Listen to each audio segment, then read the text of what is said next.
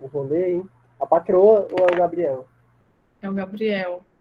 Gabriel. Pronto, já estamos Vai, gravando. Gabriel. É contigo. Pô, depois tem que. Ei, mas como tu falou lá no grupo, eu quero a aula, viu, patroa, hoje. Como é? Quero a aula, pô, da patroa hoje. Que aula?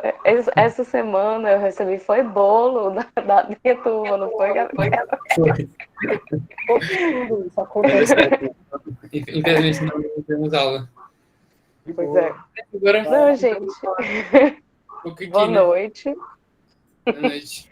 Boa noite, gente. Gente, Tu vai eu não sei. começar? Vai, Gabi, começa aí. Eu começo. E a minha introdução ela vai ser rápida, na verdade.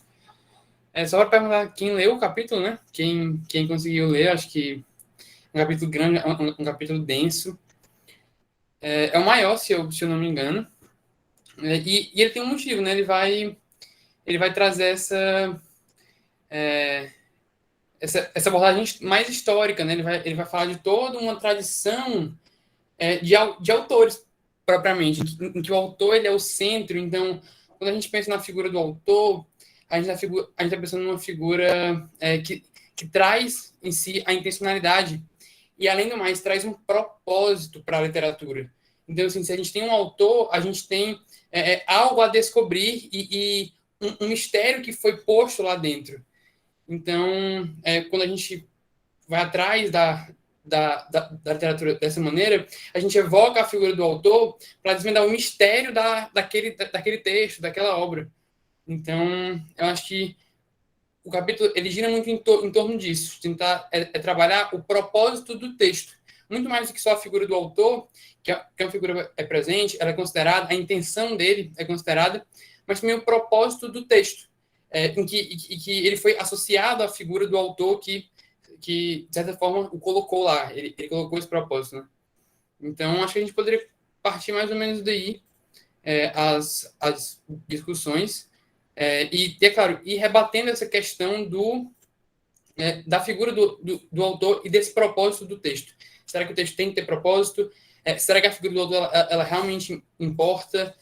Quais são as correntes que conseguem trabalhar mais e menos isso? Quais são as que realmente se importam com isso? E ainda tem uma outra questão, para quem também quiser trazer, que é a questão do texto, né? Que é trazer o texto como uma figura imanente, como um conteúdo que aflora por si só, independente da ação primeira do autor ou da interpretação última do texto. Então, quer dizer, do texto não, do leitor. Então, a gente também tem essa figura do texto propriamente como expressão própria e autônoma de significado.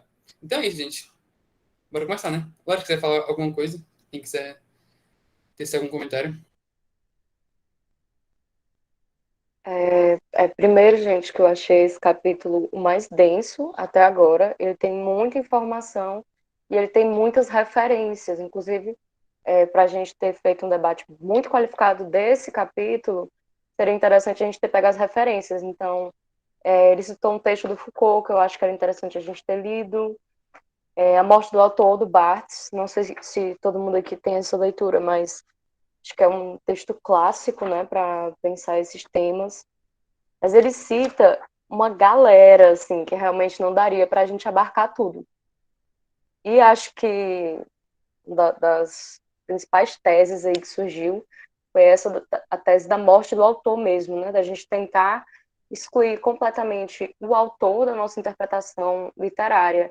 E até hoje, pelo menos, quando eu entrei na universidade, eu escutava muito a expressão falácia da intenção.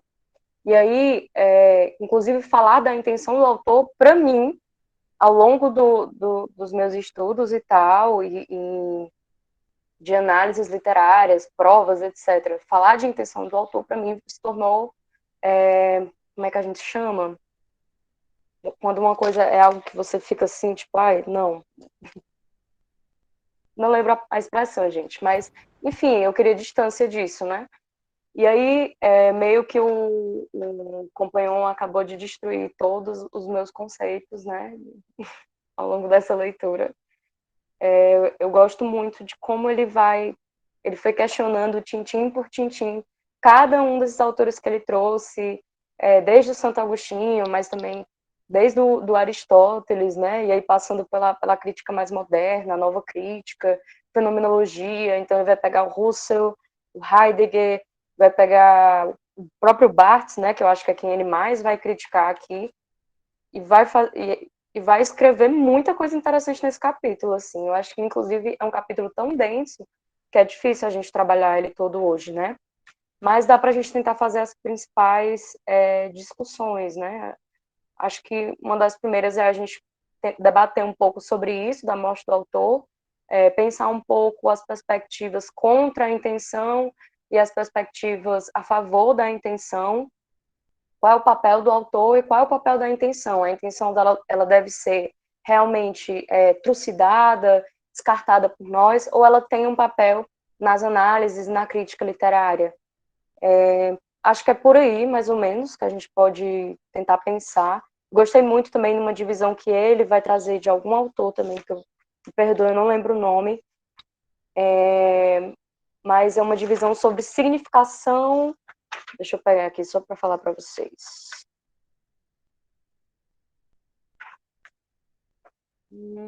Pronto. Sentido e significação, né? Eu achei bem complexo, confesso que não entendi muito bem, teria que refazer essa leitura, né, para conseguir compreender. Mas acho que ela é interessante também para a gente pensar, talvez, as ideias tortas que a gente vai criando em torno da ideia de intenção do autor. E aí tinha outra coisa também que eu ia falar, mas eu posso falar em outro momento, porque agora eu me esqueci, porque eu sou meio, assim, perdida nas ideias. E aí pode ir, Nando, sua vez.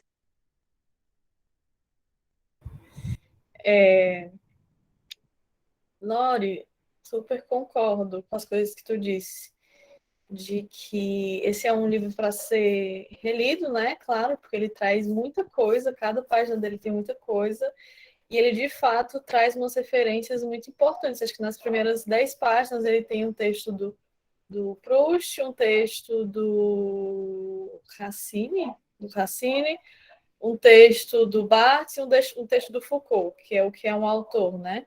E todos eles, lendo, o capítulo fica de fato muito mais fácil. Eu estou tentando, na verdade, estou relendo esse capítulo e muito devagar, porque tentando pesquisar um pouco e ler essas referências, o Sartre também, pois é. Mas concordando contigo, acho que o que eu mais gostei do livro até agora, especialmente desse capítulo, foi um esforço de não se contentar com aquilo que a gente já sabe, que é bem próprio à teoria da literatura, e não se contentar com as pré-noções ou as ideias que a gente desenvolve muito rapidamente ou muito facilmente, tipo essa da morte do autor, ele apontando um aspecto ideológico que tem por trás de associar o autor com o indivíduo e com a burguesia, enfim, está tudo dentro de um projeto político literário que reduziu a problemática da autoria e da intenção por trás da autoria a um simples levantamento bibliográfico, não, um simples levantamento biográfico.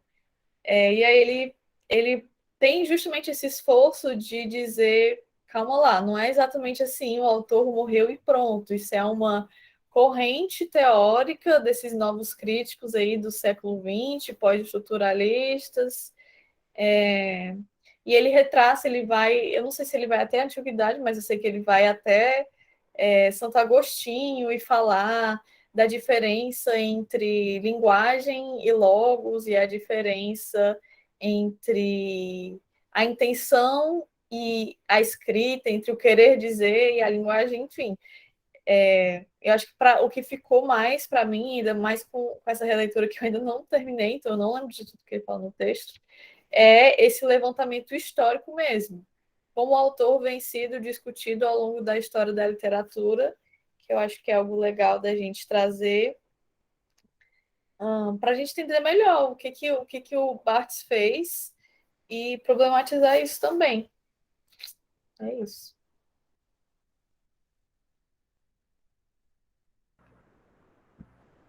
Então,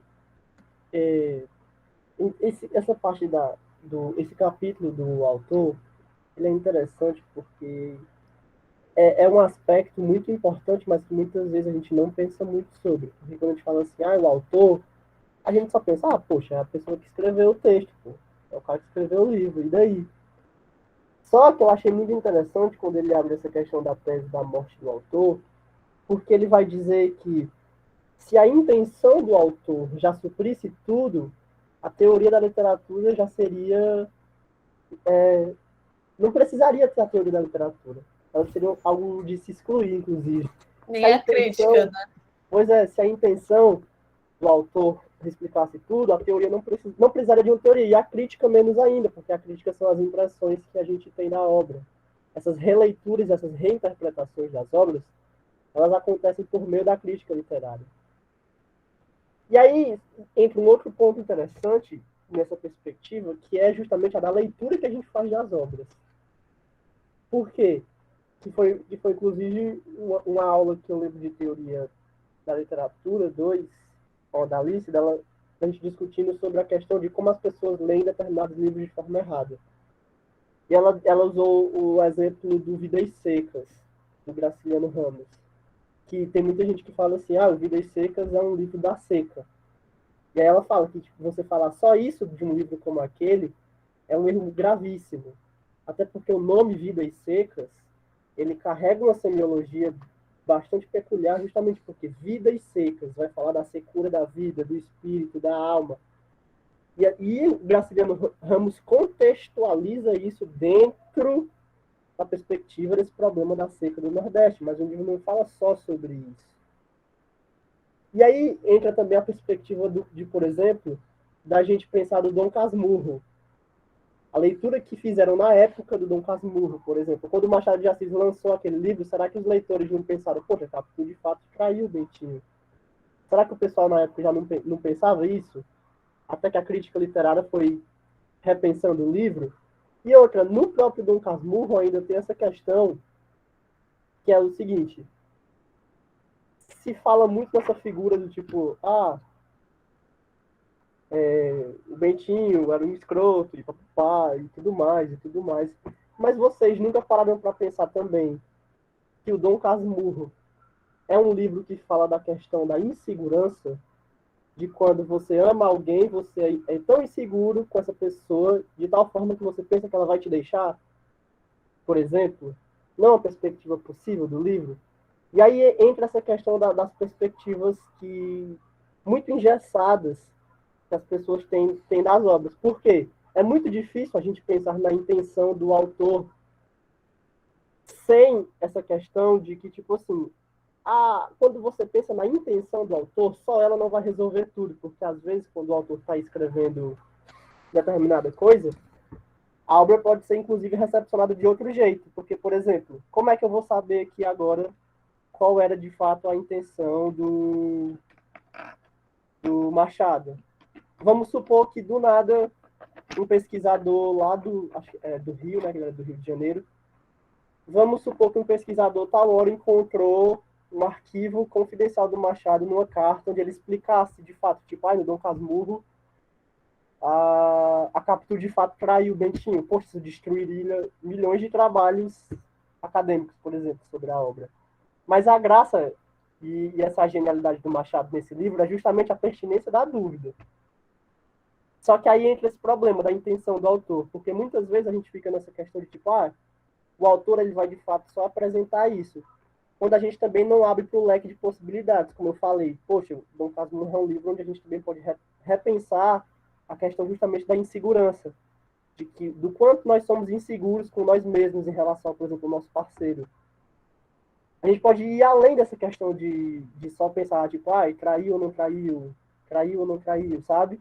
Então, assim, como o exemplo do Graciliano Ramos também, não é só a seca, o livro não vai falar só sobre isso, assim como outros livros também. Mas a gente pode estender esse debate mais na frente. Eu não sei quem é que fala agora depois de mim. Passa a bola. Gente, eu ia pegar um pouco do que o João ele acabou de falar e do que a Lori falou também, até resgatando um pouco a figura do autor. Porque, assim, eu, até usando como base o Hurt, ele tem um livro que é eu só achei em inglês, é o deixa eu pegar o nome aqui, pera. Eu tinha visto ele quando eu fui ler. Pera. O validity, tipo, válido na interpretação. Tipo, algo assim. Mas, resumindo o livro, ele vai trazer essa ideia do sentido e da significação. E isso tem muito a ver com o que o João falou em certo sentido. Não se limitar só à intenção do autor, que é um dos significados possíveis. E ele está sempre lá permeando o texto, até porque, como o autor ele põe a intenção na obra, como ele, em algum sentido, constrói aquela obra, não tem como a gente sair completamente da intenção dele. Pelo simples fato de que a gente está lendo uma história que foi feita. Então, mesmo que a gente não alcance os campos de profundidade que o autor pensou que a gente alcançaria, superficialmente a gente tem uma comunicação direta, a gente tem uma ligação direta com o autor. Então, assim, a gente tem uma correspondência linguística só do fato de estar lendo a obra que aquele autor escreveu. Mas isso em nenhum momento quer dizer que a gente não possa atribuir outros significados àquela mesma significação, aquele mesmo universo que ele constrói. Então, acho que pensar na figura do autor é pensar quase de uma maneira aristotélica, como o primeiro motor que funda o texto, mas nunca aquele que conduz a carroça inteira, né? Tipo assim, ele nunca move o mundo inteiro, mas ele só nos apresenta a ideia, mas é a gente quem desenvolve com as nossas palavras e expande muito mais o texto. Eu acho que, em certo sentido, excluir a figura do autor tem essa intenção de dar uma expansividade para o texto, de dar novas camadas. E acho que sem anular a figura do autor, é como o João falou, né? A gente vai estar basicamente falando de história. Então, por que não anular a teoria da literatura, a crítica literária, e estudar só história? Porque senão é isso, né? Acho que basicamente essa seria a intenção. Então, eu penso algo nesse sentido.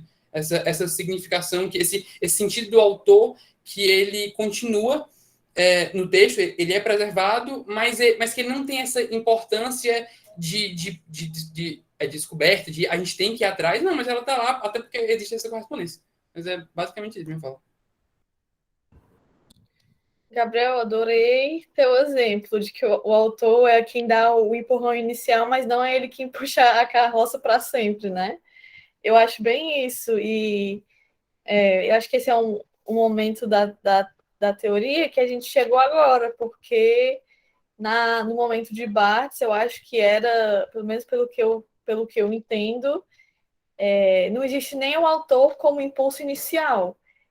O Barthes chega a um momento tão extremo que não existe mais autor, só existe texto, só existe linguagem. E aí o Companhão dá não uma justificativa, mas uma explicação. Tipo, a gente está em 1968 na França. Antes era o estruturalismo sistemático muito forte, e pós-68 vem o pós-estruturalismo desconstrutor, que é até um pouco destrutor, então faz muito sentido dentro daquele contexto. E aí, ligando com o que tu falou, Gabriel, eu vou ler essa citação que a Milena colocou no chat. Uma citação do capítulo que acredito que entra na discussão. As grandes obras são inesgotáveis, cada geração as compreende à sua maneira. Isso quer dizer que os leitores nelas encontram algum esclarecimento sobre um aspecto de suas experiências.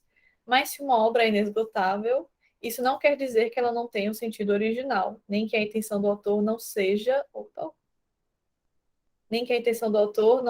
critério desse sentido original. O que é inesgotável é sua significação, sua pertinência fora do contexto de seu surgimento. Pronto, faz sentido. Fazer uma diferença entre o sentido original e a significação que ela pode ter de acordo com contextos históricos diferentes, né? A Isabela disse que... Não eu, a Isabela Araújo. Disse que, às vezes, sinto que a gente é apresentado a ideia da morte do autor como se fosse uma rixa. O próprio Companhão fala isso. Acabou que se colocou os intencionalistas versus anti-intencionalistas como dois lados completamente opostos, que a gente vai lá e escolhe de qual lado vamos ficar. Mas na explicação e argumentação, o próprio Companhão mostra que não é bem assim, e que é muito mais nuances do que lados opostos pelos quais brigar. Exatamente. Por isso que é verdade, eu Eu gosto de como ele traça uma linha e ele coloca as explicações políticas e estéticas e tudo que está por trás dessa mudança, não é lado A ou lado B. E aí eu queria...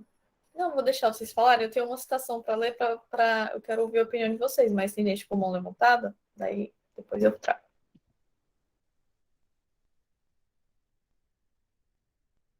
Quem é agora? Eu ou é a Mari? É tu, amigo. Então, eu achei interessante na fala da Isabela sobre essa questão de você ficar entre os intencionalistas e os anti-intencionalistas. E, na verdade, para mim, a posição mais correta é a posição do próprio companheiro de meio termo, de você pensar nesses nuances. Porque pegando os exemplos que eu falei de início, das obras que eu falei de início, que eu falei do Dom Casmurro, poxa, será que o Machado de Assis, a intenção dele, será que ele esperaria que, por exemplo, a dúvida causaria esse rebuliço todo no mundo literário? De até hoje a gente ficar se perguntando isso várias e várias vezes? Ou, por exemplo, no que eu falei do Graciliano Ramos, que ele traz essa questão, essa problemática do termo vidas secas no livro, né? Mas será que ele não fez isso de propósito também, para justamente ser aquele leitor mais atento que percebesse que, de fato, o nome Vidas Secas não está ligado só com a questão da seca no Nordeste, mas com um problema social e do espírito humano mais complexo? Sabe? Então, tipo, é muito difícil a gente pensar essas questões, porque a gente pergunta, poxa, será que ele fez isso, tipo, justamente com aquela intenção específica? É muito difícil dizer. Mesmo só com a leitura dos textos, sabe? Então, assim, quando a gente pensa nessas questões, fica tão mais complexo, porque tem um trecho aqui que ele bota que o Mallarmé, ele já pedia o desaparecimento elocutório do poeta. Porque no poema a gente discute muito a questão do eu lírico, por exemplo, que o eu lírico é um eu que não é o poeta, e que esse eu lírico pode trazer várias sensações que não são de fato a do poeta. E o Fernando Pessoa não fala que o poeta é um fingidor, então, tipo, entra num jogo, a gente fica, tipo, às vezes é como se o autor servisse para tudo e ao mesmo tempo não servisse para nada. Então entra nesse jogo. E eu gostei justamente da fala da Isabela aqui, justamente porque essa posição do companheiro, tipo, ele te apresenta, mas ele pondera que, na verdade, tem explicação para os dois. É claro que o autor pode ter uma intenção implícita ou explícita no texto, mas, ao mesmo tempo, a forma como ele coloca o texto lá pode gerar, por causa, por exemplo, da crítica literária, intenções que nem são de início a do autor. A gente pode ir discutindo isso também mais na frente. E não sei se alguém estava falando no chat agora, porque eu tô cego. Ninguém estava não, né? Não, não. Ah, o Igor botou aqui agora. Nesse bom exemplo que o autor dá um impulso inicial, mas não carrega a canoa. Penso que mesmo a canoa viajando, a mão que a empurrou fica gravada em sua estrutura. Gostei da metáfora. Fugindo um pouco do radicalismo do Barthes, penso que o texto e o autor são figuras indissociáveis. Olha, é interessante porque isso, inclusive, traz muito em como a gente vê a própria historiografia literária nas cadeiras de literatura. Porque, por exemplo, o Antônio Cândido ele vai dizer que a formação da literatura brasileira ela tem que entrar nesse conjunto sistemático, autor, obra, leitor, conjunto. Enquanto que autores como, por exemplo, o Afrânio Coutinho já vão levar em consideração manifestações estéticas, de certa forma, até isoladas, que não entram nesse jogo sistemático. Então, assim, dependendo da posição que a gente leva do autor e da relação dele com o leitor, a gente também muda a nossa posição historiográfica em relação a isso. Até uma vez comentei com a Isabela, que está aqui, não a Isabela que está aí com o nome de Nando, tá, gente? Aqui tinha falado no chat antes. Essa questão do embate, por exemplo, entre o Cândido e o Afrânio Coutinho, que são duas perspectivas metodológicas diferentes, justamente levando em consideração, em um dos aspectos, a função do autor. Isso também afeta a forma como a gente vê a historiografia. E é aquela coisa que a gente vive discutindo aqui. O quanto a teoria, de fato, briga com o senso comum, porque a gente sempre pensa, o autor é só aquele cara que escreve, quando, na verdade, o jeito que a gente pensa o autor vai, inclusive, fazer a gente diferenciar os tipos de teoria possíveis, sejam elas historiográficas ou teóricas. Vou parar por aqui que eu falo mais na frente. Então, próximo aí.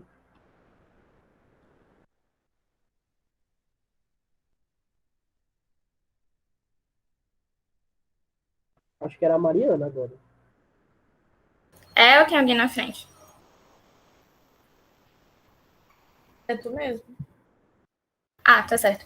Eu gostei muito do que o Igor falou e tá até com algo que tá perdido nas minhas anotações, porque o Barthes, eu adoro a teoria da morte do autor. E eu gostei muito quando ele faz a dualidade com o significado do texto. E assim, eu acho que não é como se... Acho que não vale muito a pena você matar o autor, entre aspas, justamente porque, querendo ou não, em algum momento vai ter um pedaço dele no texto, nem que seja, sei lá, uma mera frase. Aí eu acho que o que eu, talvez, assim, as vozes da minha cabeça conseguiram tirar disso foi que o autor, ele meio que se dilui ali, ele se mistura no texto e passa a fazer parte dele. E aí passa para todo aquele significado de que o texto ele perdura durante muitos anos e você cria o significado do texto e o texto é como se ele passasse, entre muitas aspas, a falar sozinho.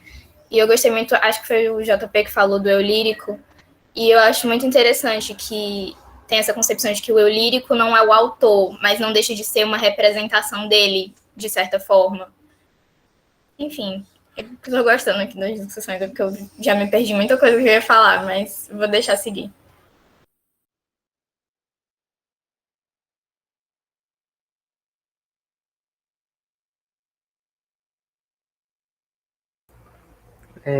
Eu queria falar sobre duas citações que eu achei interessantes no livro, né?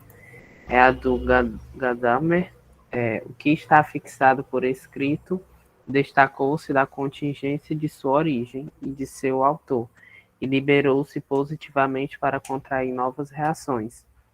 E a do Poe também, o percurso do texto escapa ao horizonte finito vivido pelo seu autor. Aquilo que o texto diz importa mais do que aquilo que o autor quer dizer. Vai muito ao encontro do que, eu não sei qual é a parte do capítulo que o companheiro fala, que se o texto não mudasse de interpretações, ele não seria literatura, seria apenas um fato histórico. E é isso, casa muito com que a discussão, né, de vocês, de, tipo, o primeiro motor é o autor, não tem como escapar. Mas a mensagem que o autor quis passar depende muito do contexto histórico que ele vai receber, que o leitor vai receber, entendeu? É isso.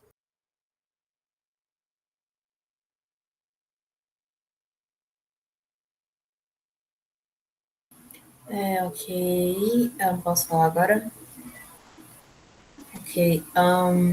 Eu acho que tem um momento no capítulo, se não me engano, em que ele fala que não dá para matar o autor completamente, porque a gente ainda pensa em relações como sarcasmo e ironia.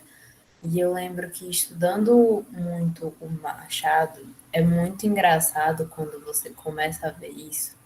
Tipo, depois de ter passado pelas cadeiras de teoria, porque quando a gente vai pensar a ironia e o sarcasmo machadiano, seja em Memórias Póstumas de Brás Cubas, seja nas crônicas dele, que tem uma série de crônicas que é Boas Noites, que é muito, muito, muito boa.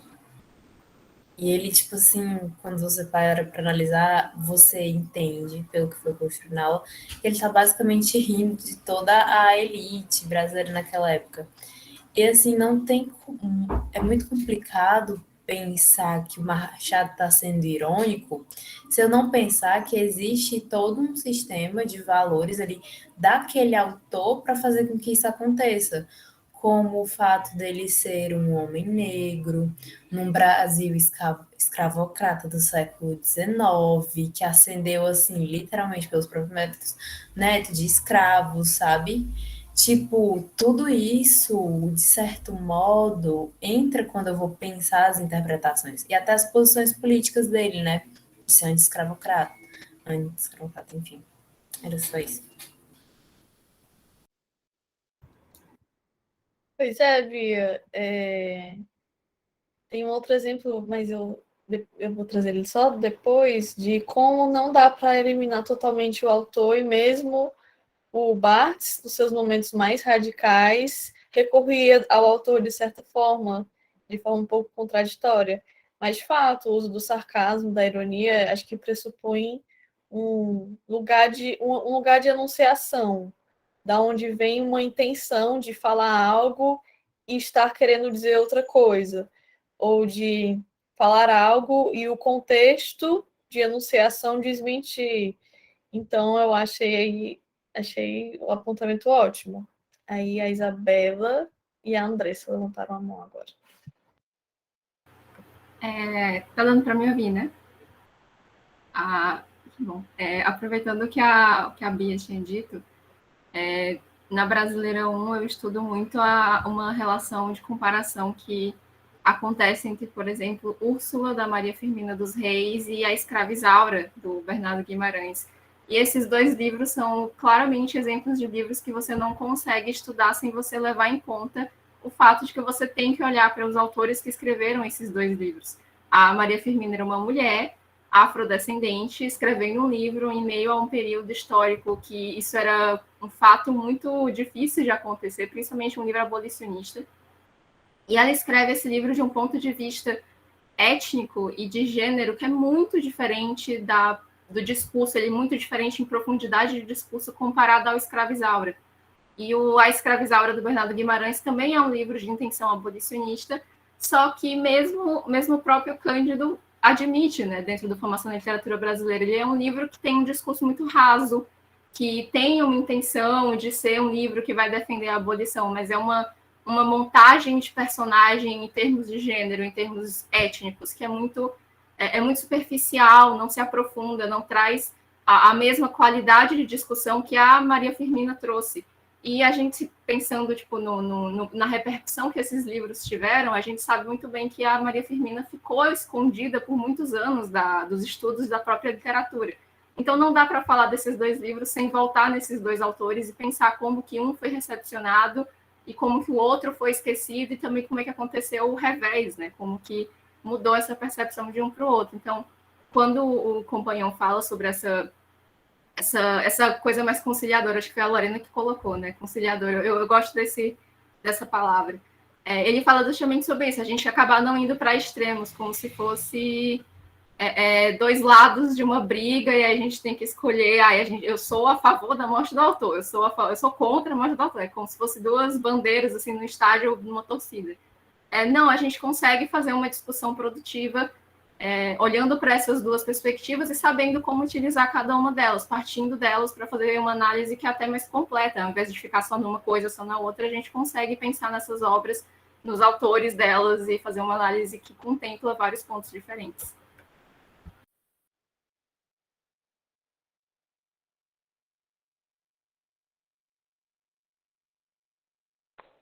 A minha vez? Sei. Gente, boa noite. Eu acho assim, que as maiores discussões, eu tinha um professor que dizia que as grandes discussões, elas possuem, assim, respostas bem práticas, fáceis e erradas, né? Tudo que demanda essa grande reflexão, a gente costuma achar que tem resposta prática e fácil, mas não é. É fruto de um conjunto de pensamentos e vai maturar esses pensamentos e pegar a ideia de quem veio antes e melhorar essa ideia. Então eu sou muito romântica nessa ideia de ter contato com o livro e interpretar a obra, vamos pensar assim, a partir do contexto do autor, da intenção do autor. Eu não consigo não falar do Guimarães Rosa. Um exemplo muito prático, eu gosto muito de falar desse exemplo, que é quando ele, lá no Grande Sertão Veredas, ele coloca o diabo na rua, no meio do redemoinho. E aí, eu conheci o Guimarães, não foi lendo o livro e depois estudando sobre o autor. Foi o contrário. Eu li a biografia do autor e depois fui ler as grandes obras que ele... Algumas, né? Claro. Algumas obras que ele fez. E aí, é impossível para mim não pegar esse trecho, o Diabo na Rua, no meio do Redemoinho, e não lembrar de um fato da infância dele, que era o fato dos adultos, na época, com medo das crianças serem pisoteadas pelas boiadas que passavam, ficarem falando que o diabo estava ali no meio do redemoinho. E aí, olha como é interessante, né? Com um medo enorme, e aí o Guimarães coloca isso dentro da obra dele, dentro do Grande Sertão Veredas, e ele também coloca isso na novela Campo Geral, que é quando, não sei se vocês lembram, que o Miguelinho tem um momento em que ele corre pro meio da boiada, acho que ele até quebra o braço, né? Assim, a mão, eu acho. Eu não lembro o que é que ele quebra do corpo dele. Mas aí ele corre. Aí quando eu li isso, eu falei assim, pronto, Miguelinho é o menino que desafiou o diabo. Então, assim, conhecendo a infância do Guimarães, me deu uma interpretação, assim, muito louca, né, de alguns trechos. Então, eu sou muito romântica nessa ideia também. Acho que depende da forma como você vai entrar em contato com a obra e com a vida do autor. Acho que era isso. Obrigada. Andressa, adorei teu comentário e dá para tirar muita coisa dele, porque, por exemplo, esse exemplo que tu trouxe do Guimarães Rosa, por exemplo, é um contexto da vida dele de infância, do ciclo social dele e que aparece na obra. Só que aí a gente está falando do Guimarães Rosa, do autor, mais da presença dele mais com uma presença psicanalítica, sabe? Tipo, e isso já é muito do século XX, já é muito do teoria da literatura moderna, de esse aspecto da infância dele foi de alguma forma marcante, e aí isso acaba reverberando na obra dele como adulto. Daí isso é meio que trazendo o autor, o inconsciente do autor aparecendo, né? Sendo que essa já é uma visão que a gente tem que hoje já é muito moderada de quem é o autor e da presença do autor na obra, porque a crítica que eles faziam era que o historiador ou o crítico literário do século XIX, que realmente cria no autor, ele teria que fazer, por exemplo, antes dele falar sobre o texto, ele tem que conhecer toda a história do autor, ele tem que ler as cartas que ele escrevia, ele tem que de alguma forma, saber o que a família e os conhecidos, qual era a opinião desse autor sobre ele, tinha que conhecer o contexto histórico. Basicamente, você tinha que ser um biógrafo, você tinha que saber como é que ele lavava as roupas dele dentro de casa para você conseguir fazer e iniciar uma análise literária. Sendo que, tipo, essa visão que tu trouxe do Guimarães Rosa, eu acho ela muito boa, assim, de você entender que aspectos da infância dele, daquele contexto, reverbera na obra. Isso já é algo mais, talvez, um pouco psicanalítico e que já é bem moderno, assim, já é mais. Não sei. Fez sentido? Acho que é o Biel. Gente, eu ia só fazer um complemento, acho que isso que a Andressa falou, porque, assim, eu vejo muito isso também. Parece que, para alguns autores, principalmente, a gente tem uma elevação do sentido da obra quando a gente pesquisa a vida deles.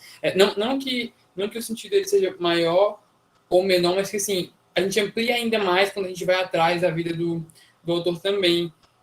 Quando ela falou do Guimarães, eu lembrei da Hilda, a Hilda Hilst, porque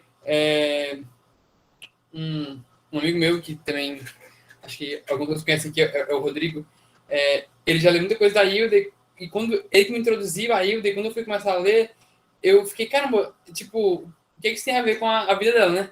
Sei que ele começou a me explicar, a falar, e tinha muito a ver, e tinha muita relação, e é difícil desassociar a obra da Hilda, a pessoa da Hilda. É possível, é completamente possível, mas é um esforço que você é preciso fazer para não associar as duas coisas. Essa pergunta tá até falando da biografia da Hilda, que eu não li ainda, mas eu tenho aqui. E é muito essa ideia. Acho que a gente consegue encontrar novas coisas quando a gente pesquisa a vida do autor. Eu não sei até que ponto isso importa, mas eu sei que enriquece muito. Isso aí eu sinto muito isso também.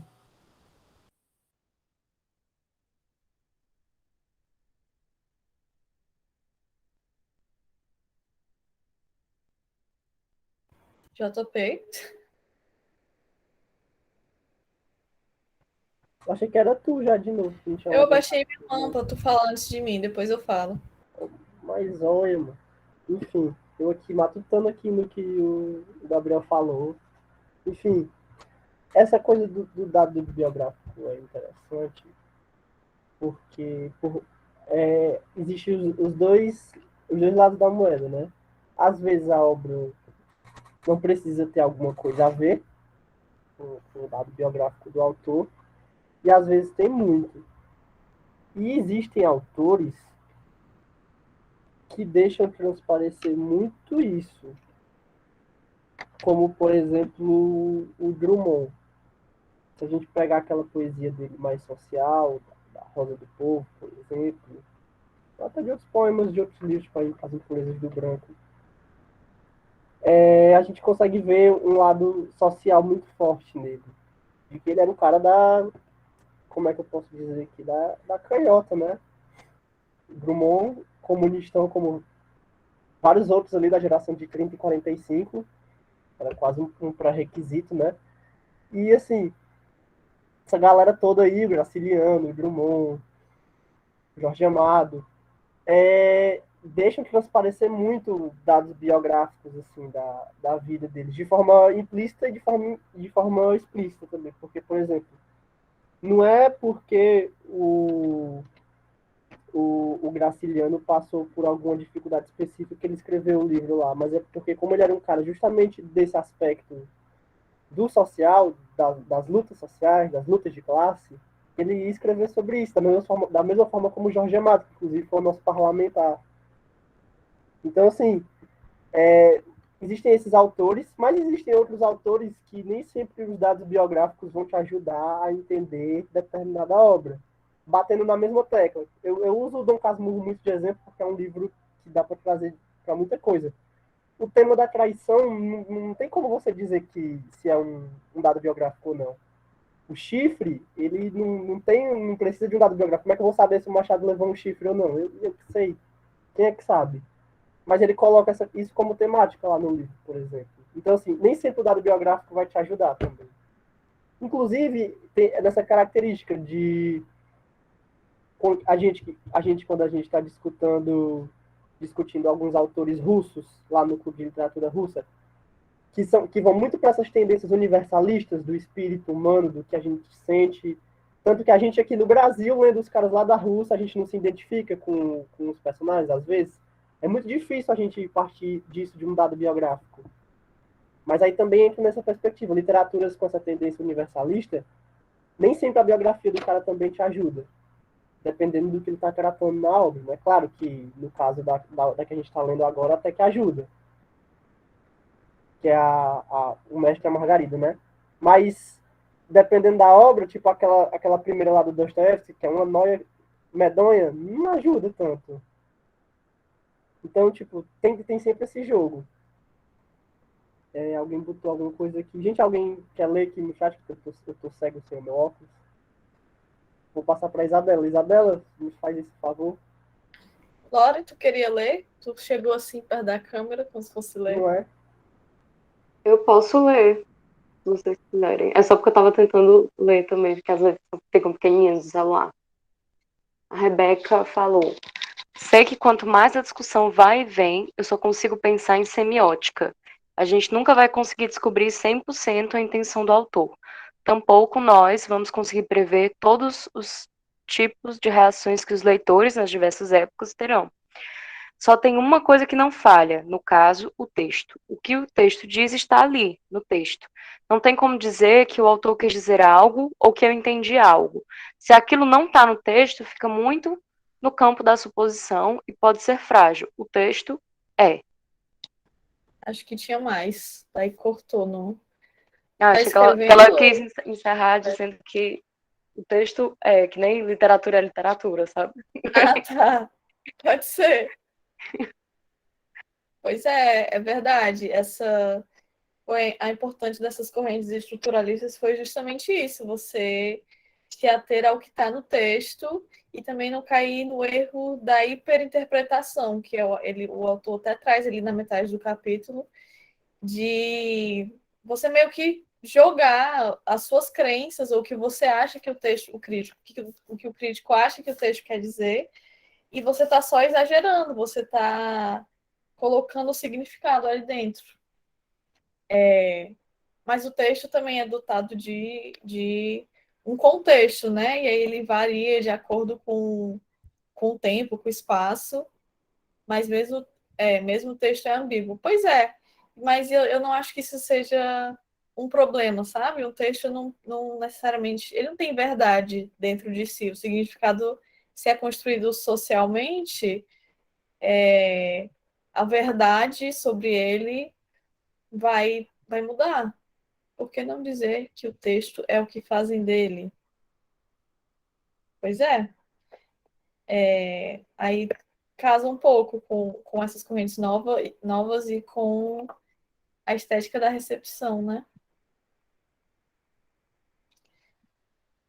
Tá aí, uma boa pergunta, Mariana. Mas a Lori? O povo falou da semiótica aí, ó. Tal hora a gente chamando o Leite Júnior para esclarecer essas questões de literatura e semiótica. Que é ele, né, que estuda isso. E, tirando ele, eu só conheço o Américo, mas ele é da linguística, então. Mas tem uma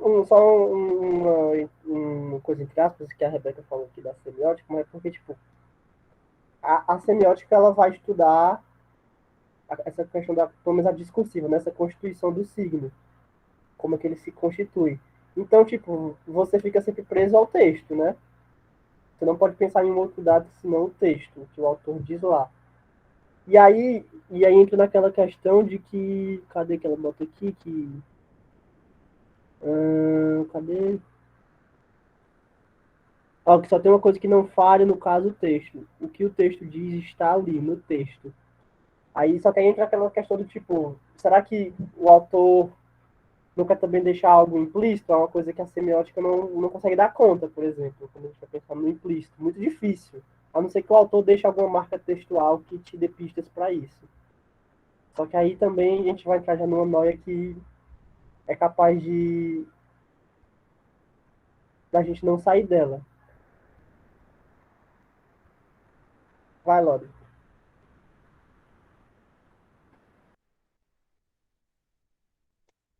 Deixa eu tirar minha mãozinha. Pronto. Gente, fiquei pensando nisso, né? Nas inúmeras formas de interpretações que são possíveis, né? A gente, como já falamos várias vezes ao longo aqui do nosso grupo, pode ter uma interpretação literária que nesse momento de determinada obra, por exemplo, do Machado de Assis, que não seja necessariamente a interpretação que se teve naquele período, né?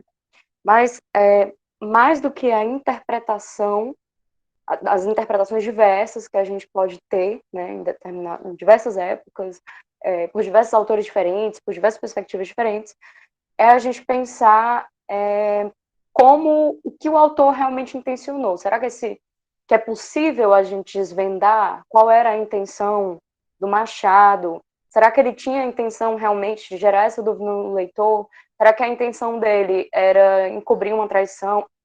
Enfim, será que é possível a gente pensar a intenção do Machado? Ou é possível também a gente pensar a literatura enquanto análise literária, enquanto uma análise de atos intencionais, né? A gente tem ali uma obra que ela foi construída com as palavras muito bem pensadas, cada uma daquelas frases foram muito bem pensadas e articuladas daquele jeito. Será que é possível realmente a gente deixar de lado toda a organização que o autor fez e também a relação que ele tem com aquilo que ele produziu, que de certo modo saiu de dentro dele? E aí, ao mesmo tempo que na hora que a gente coloca um livro no mundo, ele está aberto a todas as interpretações, inclusive ele pode tomar interpretações completamente diversas daquela que o autor colocou. Eu fiquei pensando também quando a gente tem obras em que tem intenções muito claras, né? Então a gente pode pensar em literatura engajada, por exemplo, realismo socialista na Rússia.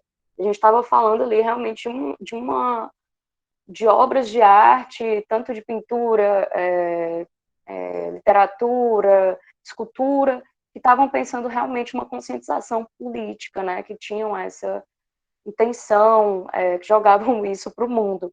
E a gente pode também pensar, eu peguei o exemplo do Brecht, né? Não sei se todo mundo conhece, mas no semestre passado eu lia bastante sobre o Brecht. Eu trouxe várias poesias dele, e ele é um autor alemão, judeu, que passou vários anos fugindo, né, nas guerras, exilado, enfim, que perdeu muitos amigos e familiares durante a guerra, e que era também um socialista. Isso são dados da vida dele, né, da biografia dele, da personalidade dele, do meio em que ele estava. Mas, além de pensar isso, né, da biografia, etc., é a gente pensar qual era a intenção do autor, e se é possível também a gente fazer análises e comparações entre obras sem a gente pensar também as intenções. Então, ele dá vários exemplos de alegorias, o que é que aquela alegoria quis dizer. Ele dá exemplo também, acho que tem uma técnica que ele vai falar, deixa eu pegar aqui o nome, porque eu já esqueci. Só um minuto, gente.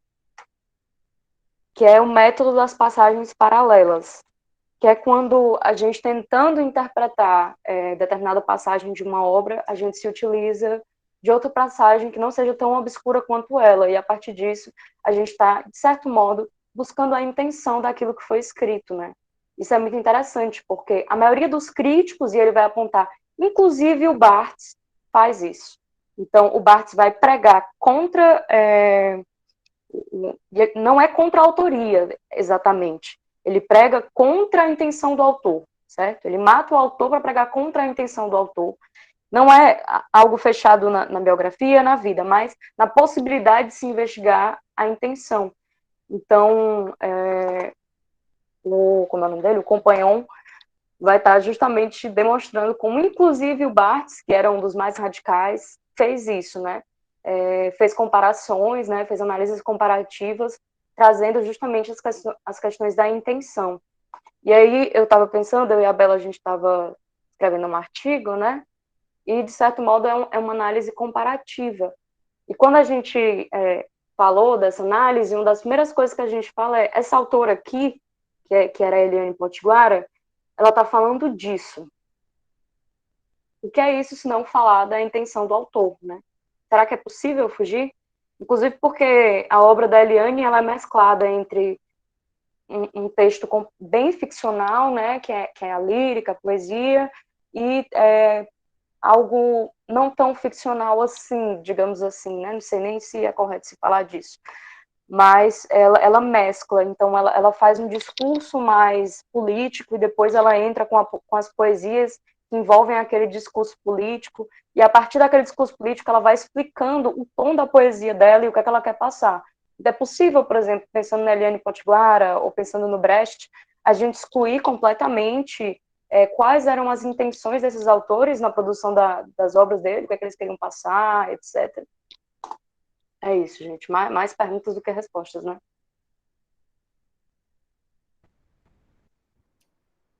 Eu achei muito interessante essa parte das passagens paralelas. Para quem talvez ainda não conseguiu chegar nessa parte, ele diz que mesmo os críticos textualistas, os novos críticos, eles, para explicar uma passagem, explicar não.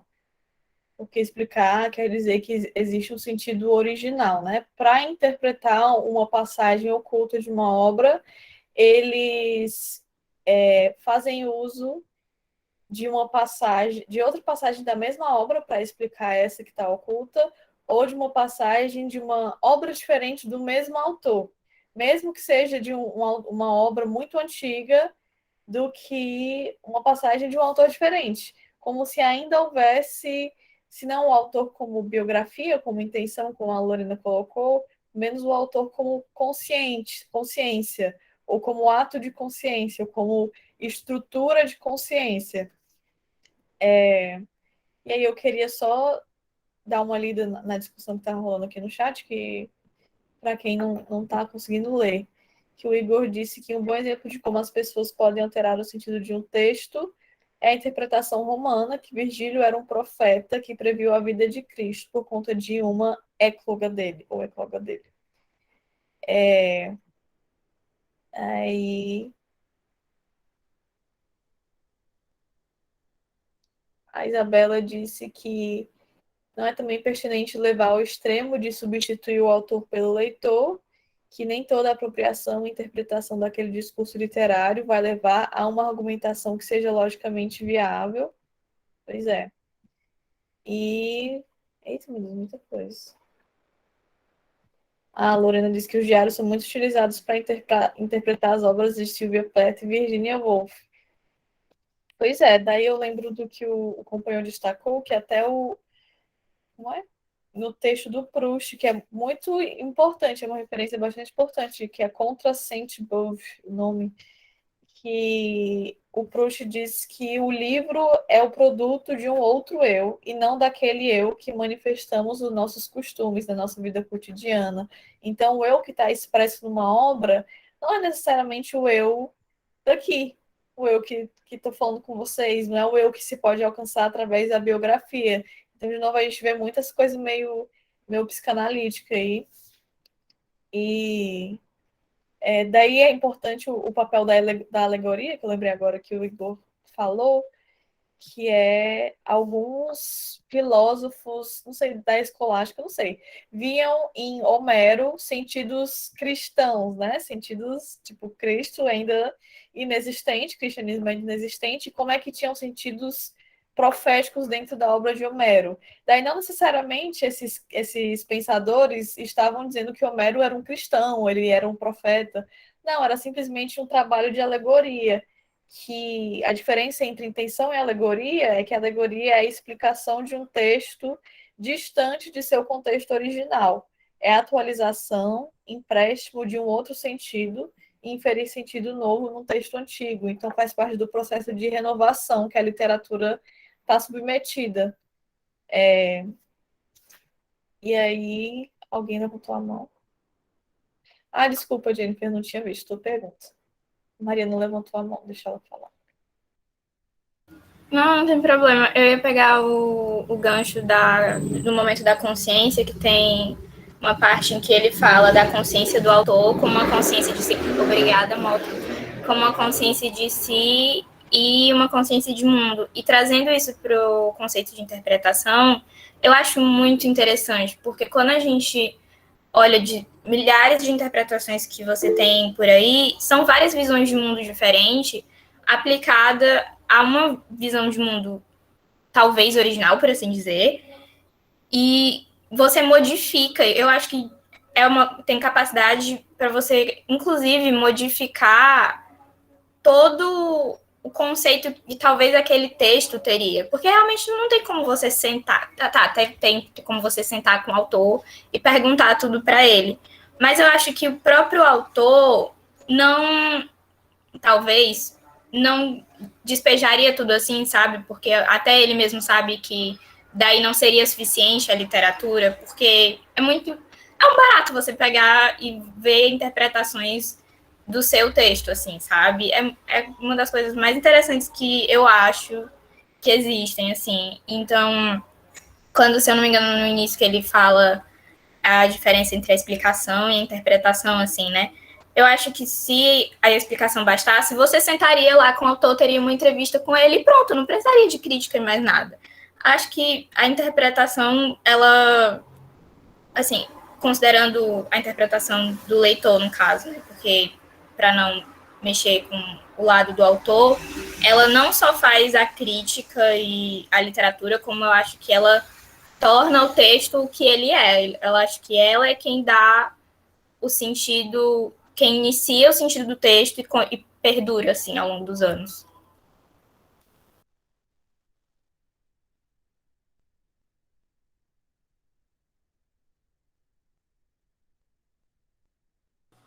Gente, a gente está chegando no finalmente, eu acho que a gente já vai encerrar, mas acho que só para falar com uma última coisa, para deixar a gente sem certeza de nada, porque acho que a gente chegou meio que num pressuposto comum de que o autor ele é uma figura assim, primeira, esse primeiro motor, em algum sentido, essa iniciação, mas a grande questão da morte do autor não é desvalidar a figura do autor, mas é desvalidar a funcionalidade da linguagem. eu acho que pós-68 a gente tem um Lacan e um Derrida que anulam essa coisa meio irrefutável de que a linguagem funciona.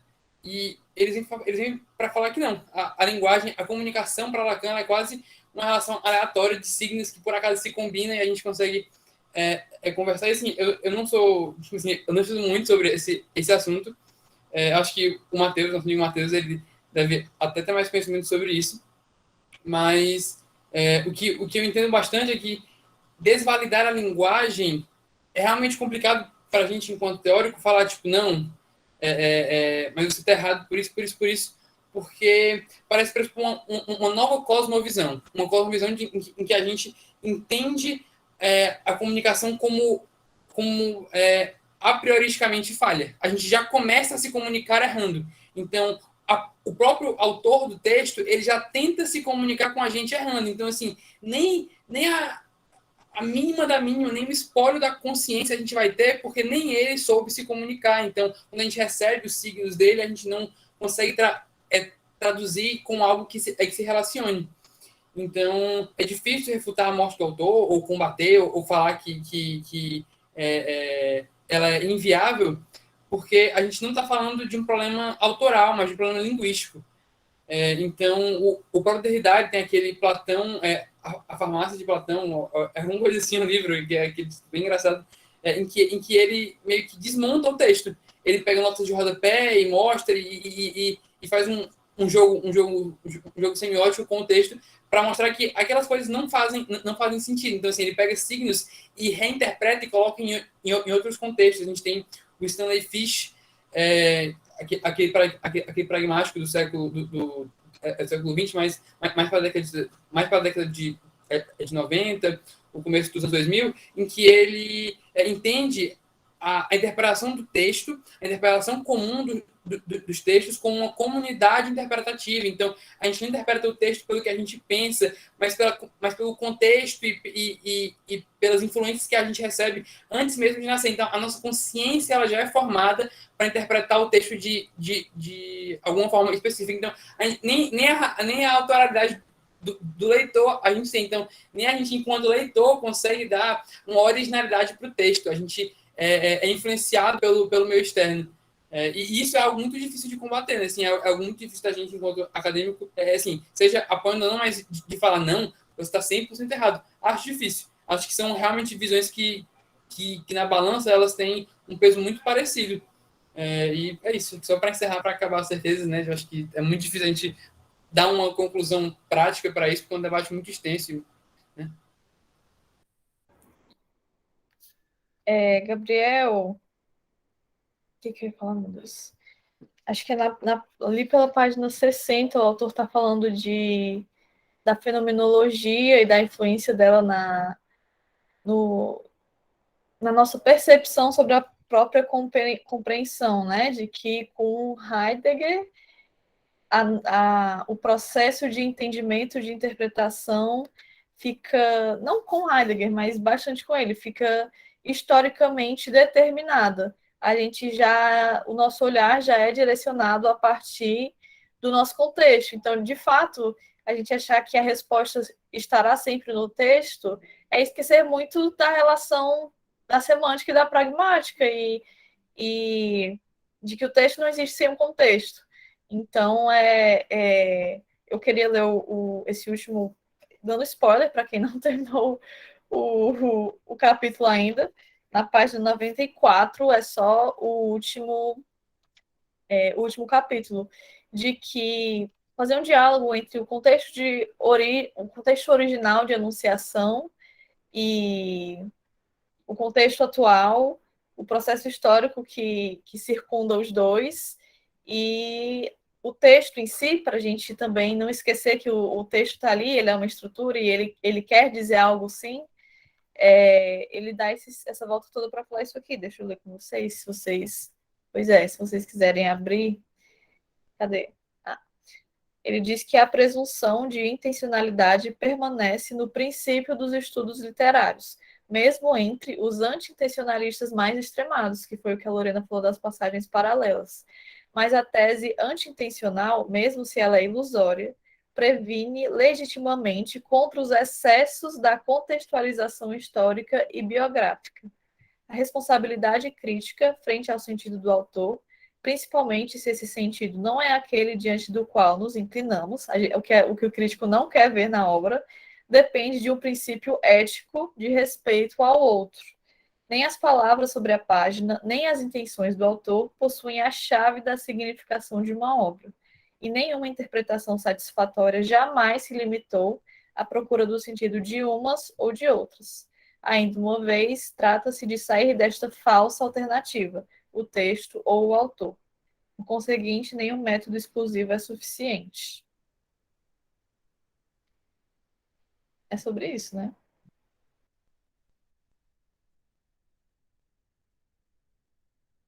Quem quer encerrar?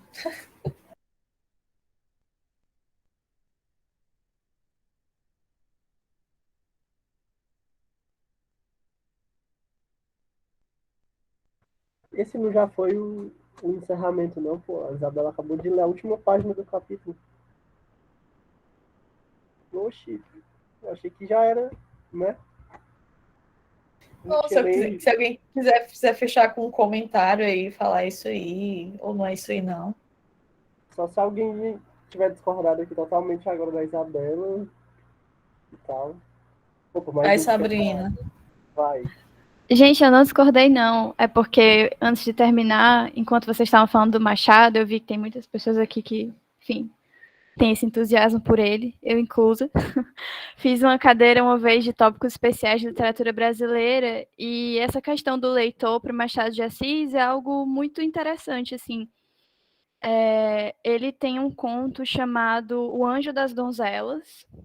É um conto... Foi um dos... Eu não sei, acho que foi um dos 10 primeiros contos que ele fez, assim, que ele publicou. Não tenho certeza, mas acho que sim. Em que ele fala um pouco sobre a interação entre leitor e texto e qual a influência do texto no leitor. O conto gira em torno dessa personagem, que é a Cecília. Ela é uma menina que tem, tipo, 15 anos, e ela lê romances. E ela, eu vou só pegar aqui uma frase, ela tomou ao pé da letra o que ela leu e confirmou-se nos receios que nutria de muito tempo. Que era o quê? Que o amor era uma paixão auspiciosa e que levava aos mais lamentáveis desastres. E ela era o tipo de leitor que só se importava de saber quem casava e quem morria, né? Então ela deixava fora todos os outros aspectos da obra. E o Machado já começa o texto falando, cuidado, leitor, não sei o quê. Ele vai trazendo assim, um diálogo direto com o leitor e vai apresentar o caso da Cecília, que é essa jovem aí que ela foi totalmente passionalizada pelos romances que ela leu. Então, o Machado ele era um autor muito consciente assim, né, da sociedade que ele vivia e dos leitores da época dele. Então, acho que esse lance do Dom Casmurro, tipo, se ele sabia ou se ele não sabia, se a galera ia realmente fixar toda a obra dele, se traiu ou se não traiu, não tenho certeza, mas lendo alguns contos iniciais dele, a gente consegue perceber que ele tinha essa consciência de que existiam esses leitores que se importavam com esses detalhes mais narrativos, deixando de lado questões mais filosóficas, sociais e culturais das obras, né? E por isso esses leitores acabavam ficando passionalizados, por assim dizer. E é isso, aí a indicação de leitura aí desse conto do Machado, que ele é muito bom, para pensar essas questões de autor e leitor, né? É interessante porque essa é uma marcação muito forte da obra do Machado de Assis. Ele gosta de brincar com o leitor sempre. Nos livros, nos romances. Tal hora você está lendo romance e ele... Então, o leitor, você, leitor, deve estar agora entediado. Ou então, olha, o leitor deve estar se perguntando.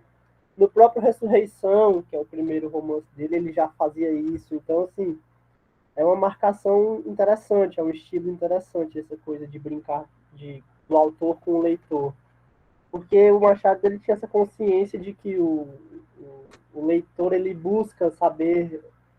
Porque, assim, o Afrânio Coutinho ele fala que o Machado de Assis ele gostava de demonstrar para a gente a nossa miséria existencial, né? E por causa disso, por causa dessa consciência, o Machado de Assis sabia que os leitores procuravam sentido nas obras dele o tempo inteiro, porque é uma coisa humana, né? A gente sempre quer dar sentido, significado ao que a gente lê, o que a gente vai interpretar, a gente sempre quer dar sentido às coisas. E o Machado de Assis gostava de brincar com isso, porque ele sabia. Poxa, eu tenho aqui esse público que quer saber o que eu penso e tudo mais, então eu também vou fazer essa interação com eles. Tipo, calma, leitor, olha aqui, leitor, o que você está pensando disso. E às vezes até tipo, o que o leitor vai achar também não me importa. Eu também tinha dessas. É uma marcação que eu acho interessante na obra dele, essa questão dele brincar com o leitor.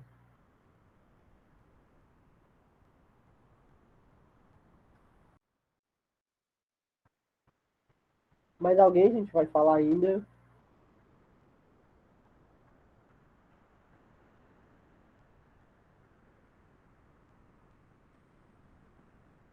Ou a gente vai encerrar já? É isso, então? É isso, gente. A gente se vê então daqui a 15 dias, né? Para ler o próximo capítulo, que vai ser também muito intenso, que é O Mundo, capítulo 3. Se preparem. Lá sobre Mimesis, por aí vai. Então, até a próxima. Beijo para todo mundo. Tchau, gente. Tchau, Tchau, galera. tchau. Obrigada. Até Eita, é um dia... desânimo agora. Todo mundo matou o autor, ficou todo mundo para baixo. Meu Deus. Tchau, gente. Beijo. Tá, Beijo, gente. boa Até as próximas noite. semanas. Beijo.